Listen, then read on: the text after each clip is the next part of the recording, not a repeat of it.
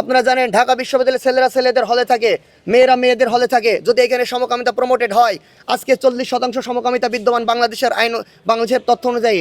যদি এটা পরবর্তীতে যত ব্যক্তি আক্রান্ত হবে এই সমকামিতার মাধ্যমে, বলে যে অধিকাংশ আক্রান্ত হচ্ছে, সাথে আরও আছে বাইসেক্সুয়ালের মাধ্যমে আক্রান্ত হচ্ছে, তার তথ্য আমাদের পকেটের বিদ্যমান। তা আমরা বলতে চাই, এখন যদি আমরা এই সমকামিতার বিষয়টাকে জনসচেতনতা না নিয়ে আসতে পারি গণমাধ্যম কর্মী অর্থাৎ সমাজের দৃষ্টিদের মাধ্যমে, সুতরাং পরবর্তীতে এটাকে আর নিয়ন্ত্রণ করা সম্ভব হবে না। এবং আরেকটা বিষয় বলতে চাই, 370 অ্যাক্ট 1860 অনুযায়ী এটা সম্পূর্ণরূপে নিষিদ্ধ এবং এটা নন কম্পাউন্টেবল, যেটা কোনো আপোষে মীমাংসা হয় না, অজামিনযোগ্য, নন বেইলেবল এবং কগনিজেবল, যেটাকে পুরো পুলিশ ওয়ারেন্ট ছাড়া গ্রেপ্তার করতে পারে। আমরা বলতে চাই বাংলাদেশ প্রশাসন কোন কারণে, কাদের ভিত্তিতে সন্ত্রস্ত হয়ে তাদেরকে গ্রেপ্তার করছে না। এখন আপনারা বলতে পারেন তারা কি ট্রান্সজেন্ডার, আপনারা বুঝলেন কি করে? আপনারা কি অবস্থান করুন, দেখুন। এবং গণমাধ্যম কর্মীরা একাধিকবার সমকামী উল্লেখ করে করে তাদের সম্বন্ধে রিপোর্ট করেছে। আমরা ঢাকা বিশ্ববিদ্যালয়ের শিক্ষার্থীরা অত্যন্ত উদ্বিগ্ন। এখন আমাদের এই প্রসঙ্গে আমাদের কি দাবি থাকতে পারে উল্লেখ করতে চাই। প্যানেল কোড 377 অনুযায়ী এদেরকে আইনের আওতায় আনয়ন এবং বিচার নিশ্চিত করা।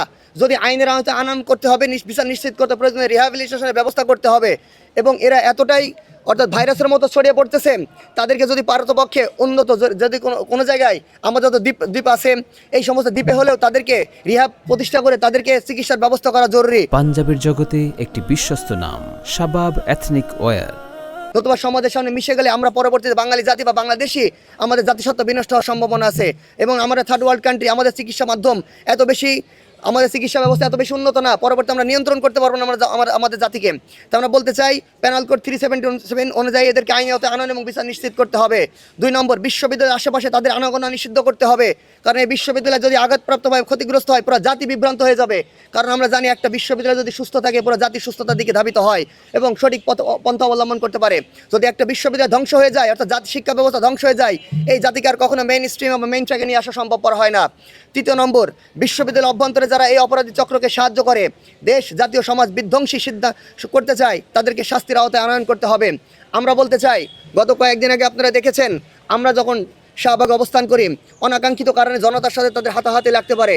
এর অর্থ এই নয় যে আপনারা তাদেরকে সমর্থন করবেন। হ্যাঁ, এখানে আমরা উভয় পক্ষ পরবর্তীতে কমপ্লেন লেটার জমা দিয়েছে শাহবাগে, আইন সেটাকে পরিপূর্ণভাবে পর্যবেক্ষণে রেখেছে। কিন্তু এতটা সত্ত্বেও ঢাকা বিশ্ববিদ্যালয়ের কয়েকজন শিক্ষার্থী, আমরা মেনশন করে বলতে চাই, জনবিচ্ছিন্ন কয়েকটা রাজনৈতিক দল যাদের সাথে জনবিচ্ছিন্নতা বিদ্যমান, জনগণের সাথে যাদের কোনো সম্পর্ক বিদ্যমান নাই, তারা কিনা আমাদের বিরুদ্ধে ঢাকা বিশ্ববিদ্যালয়ে কী করলেন, সেখানে আমাদের বিরুদ্ধে তারা করলেন, পাবলিক কনফারেন্স করলেন। কনফারেন্স করার রাইট তাদের আছে, কিন্তু একটা সমকামী শ্রেণী যেটা প্যানেল কোডে নিষিদ্ধ, আপনারা তাদেরকে যদি প্রমোট করতে চান, তাদেরকে যদি সমাজের ভিতরে মিশ্রিত করতে চান, সুতরাং প্যানেল কোড 377 আমরা প্রত্যাশা করি তাদের উপরে কার্যকর হবে।